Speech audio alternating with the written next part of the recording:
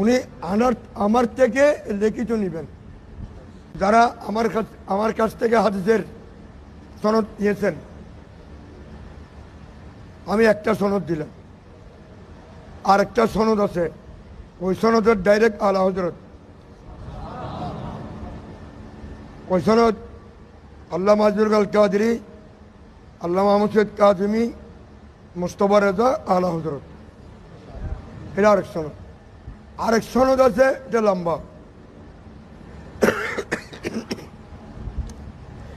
আরেক সনদ আছে, এই সনদ হলো কেরাত, যাদের কাছে আমি পড়েছি, মতিউর রহমান নিজামী রহমতুল্লাহ আলী, হজরতে নওয়াব হোসেন সাহেব সব মরহুম, মৌলা সলিমুর রহমান